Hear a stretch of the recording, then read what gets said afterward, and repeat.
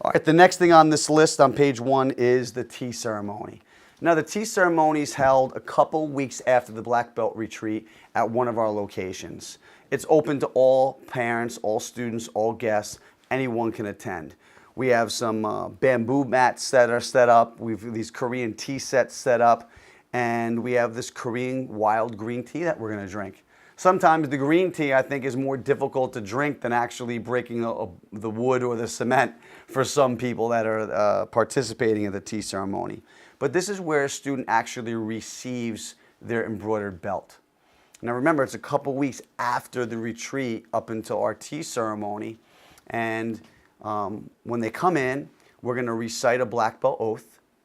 We're going to sign their oath, which I'm going to show you in a couple minutes on what that is. They're going to dip their knuckles in red ink, imprint it on the oath, sign it. That means they're going to abide by that oath no matter what. We used to like make them dip in blood. No, I'm only kidding. Red ink works really well. And then basically what we do is we kneel down.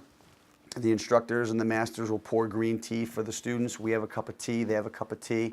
So it's a nice little ceremony there. And then what ends up happening is they're going to take off their bow-down belts, and then we're going to tie their black belts on around our waist before we tie on their waist. And that's a symbol of knowledge being passed from the teachers to the students. And then from there, the students will recite a black belt essay. Sometimes we have our staff read it, so it just goes a little bit faster. Not to say that the students or the children can't read it, but it just goes faster that way.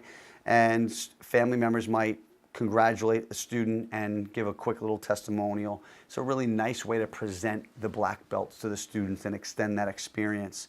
Now, a couple weeks up into that tea ceremony, guess what? If you ever noticed in our waiting areas that there might be some black belts on display, whether it be on a belt rack or maybe in our showcase. And the black belts are on display for a couple weeks leading up to the tea ceremony. The students can't touch the belt. They can't wear the belt. They can only drool over the belt. It's what I call the drool mode. It's a patience test.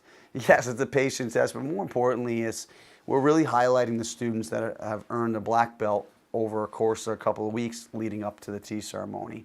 So it's a nice way to incorporate some patience for our students.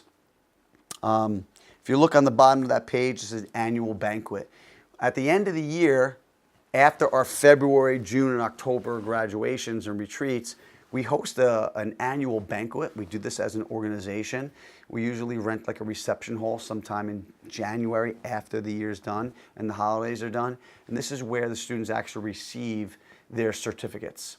We have a dinner, we have a DJ, the students dress up really nice. It's a big party, and our staff will make a little walkway with the instructors hold candles, and we call everyone out alphabetical order. It's a really nice way to finish off the graduating class all together and have a big holiday party. And we usually send invites for that sometime in November for that January event.